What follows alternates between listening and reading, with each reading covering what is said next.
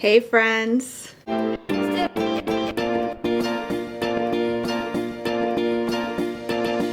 Today is my week 29 update. I am 29 weeks pregnant today.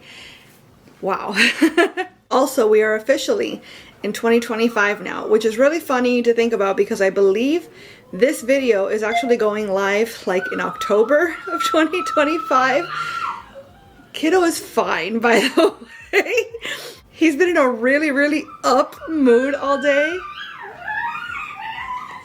to the point that I almost didn't even register those sounds because he's been making them since he woke up. But I just realized you're just joining us now, and if you're just hearing that, you might think something's wrong. He's actually in a fantastic mood. Those are very happy sounds. But as I was saying, he's actually joining me now, so the sounds might get even louder. But yeah, it's funny because you're watching this probably closer to 2026. And I'm recording this less than a week after 2024. So I guess a belated Happy New Year to you, or an early Happy New Year, I guess, depending on how you look at it. I've not yet looked at my app, so I'm not sure what all is going on today as far as updates. We're going to find that out together. But the first thing that I saw when I opened it just now is that it says 11 weeks left to go. And that's wild to think about because I feel like I was just 11 weeks pregnant like a moment ago. And to think there's just that much time left before baby presumably like gets here, because obviously she could come a little later, a little earlier. It's just mind-blowing. Just to keep you all guessing, I'm gonna go ahead and start with the belly this week, because why not? So there she is. There's the belly. I feel like on camera, I really don't see much of a difference, but when I look down, I definitely feel, oh, hello kiddo. As I was saying, when I look down, I definitely feel like I look rounder and bigger. But when I look on camera, like on the side, from the side, it doesn't seem like that much of a noticeable difference to me. Maybe I'm wrong. Maybe if I were to watch these like in succession, I might feel differently. I should have taken photos along the way as well. I'm realizing now it's a little late for that. I guess I could just compile stills from the videos. But with my son, rather than doing video updates, I did photo updates every week.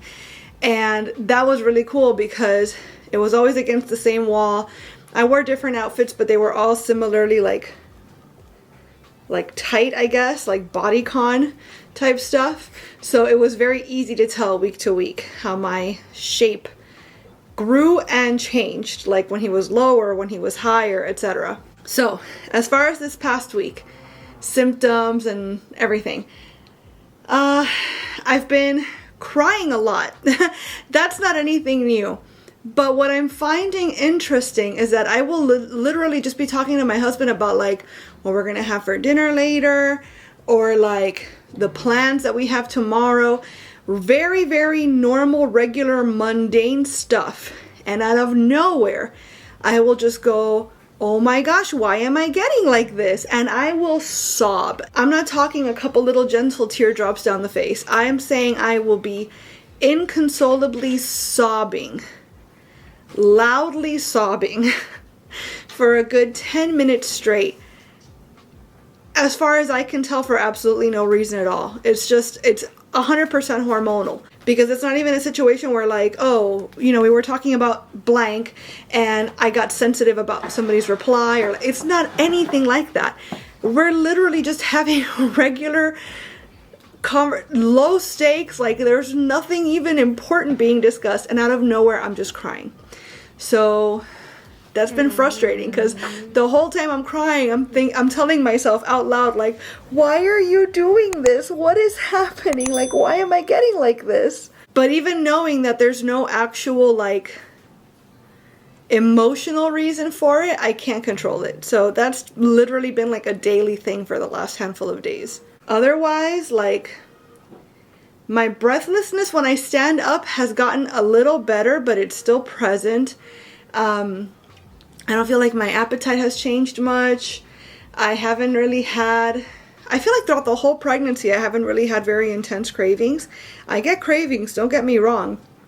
But typically, they happen very late at night, where I know that it's impossible to like go out and get the thing anyways because it's so late, or it's for something that I normally can't eat anyways because of my allergies. And I've said that before, maybe in these videos, maybe not, but I know I've definitely said it to my husband that like, I think this time around, it's easier to not give into cravings when I have them, because for the last decade, I've said to myself, man, I could really go for a Pizza Hut pizza, or I could really go for a spicy chicken from Wendy's, etc., etc. But I can't eat these things because I have allergies.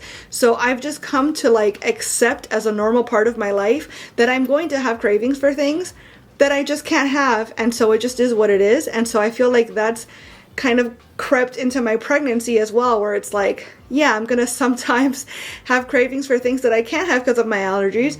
Or I can't have them because it's 11 p.m. and the place that I want to eat from isn't open or whatever. So I just go, it is what it is, and I move on. I can count on one hand how many times I've gotten like upset because I haven't been able to satiate a craving. But yeah, for the most part, it's just, man, I really wish I could have this, but I can't. So, meh. So yeah, I'm feeling pretty normal, I guess. The insomnia is still whipping my butt, but luckily, because we've been on vacation for like winter break the last couple of weeks, kiddo has slept in, so I've been sleeping in, and so that's been fine, because even though I go to bed really, really late, for the most part I've been able to stay in bed really, really late and make up for it. Next week when we return to our regular routine, that's gonna get complicated. Speaking of our regular routine, I actually wasn't even gonna talk about this, but I might as well. Starting next week, we're shifting around our schedule a little bit because we're moving up this month in January. It's January now for me. We're moving up to twice monthly OB visits, among other things, right? Like I have other appointments, kiddo has appointments, etc.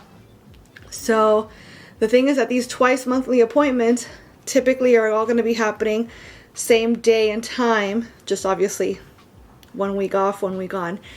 And those times conflict with therapy for my son.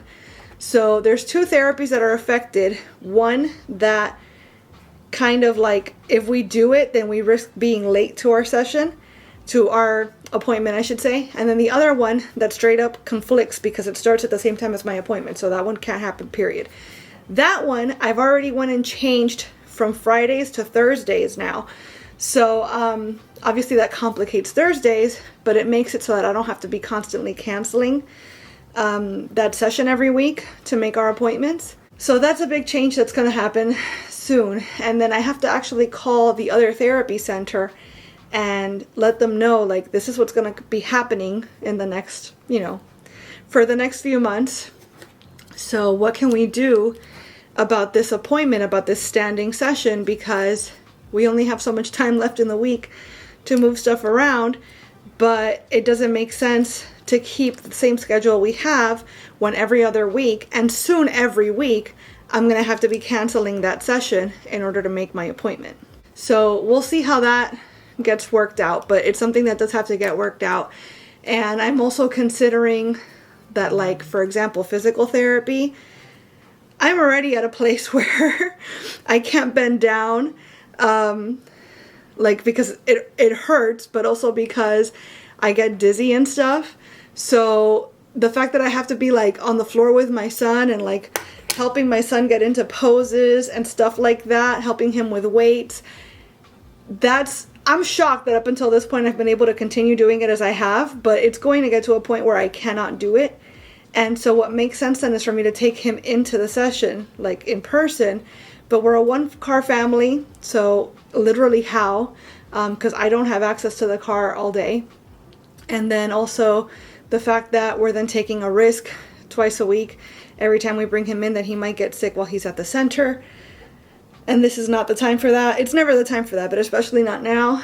So a lot to think about. A lot that I've been thinking about, honestly, for years leading up to the pregnancy, because I knew that eventually, even when we did get pregnant, this was going to be stuff to consider. And I always told myself, listen, there's plenty of time to sort that out. Don't worry about it. But we're here now. We're at the point where, like, it's time. We have to sort it out.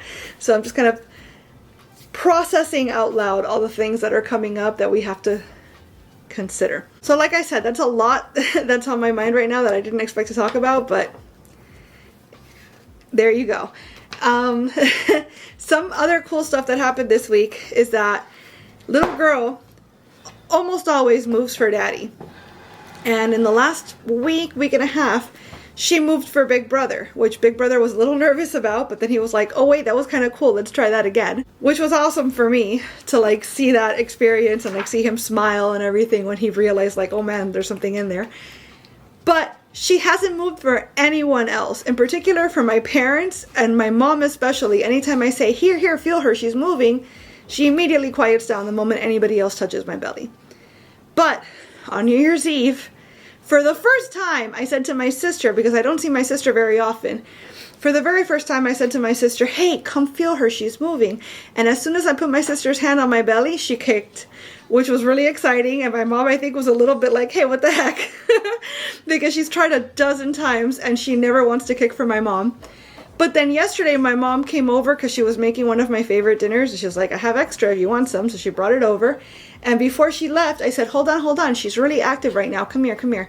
And I put her hand on my belly and it took a minute, but she kicked. So finally, after several weeks of trying, little girl finally kicked for my mom, which is very exciting. Now my dad's going to be super jealous.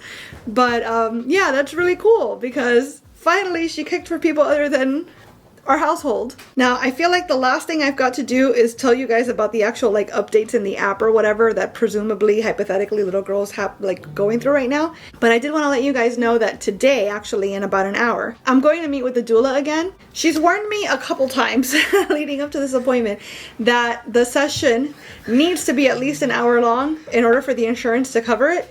So hopefully we have enough to talk about in that hour that we can fill it up. I know it's going to be fun. Today what we're going to do is that we're going to actually go over my birth plan or my birth preferences. She sent me over a worksheet to fill out. And so I did that yesterday and I sent it back to her. I have a printout of it so that I can go over it with her and kind of go into detail as to why I'm choosing certain things, get her opinion both as a doula and as a medical professional, because I think, again, she's like a nurse or something like that, on like what outcomes have you seen for choice A or choice B so that I can be better informed about what I want to try to do. And you know, and then anything that wasn't covered in the sheet, I'm going to go ahead and talk about with her as well. So very likely what's going to happen, next week I have an OB appointment, but it's again later in the day, and I typically record these earlier in the day when I have a chance. So what's going to happen is that I'm going to have that appointment today. I'm going to take notes on my little worksheet as far as like what we discuss and stuff. And I might do a separate standalone video just on my birth plan, my birth preferences, what I initially chose, and then if I made any changes based on the conversation I'm going to have with the doula today, why I made certain choices, etc. And yeah, so hopefully you guys are interested in that.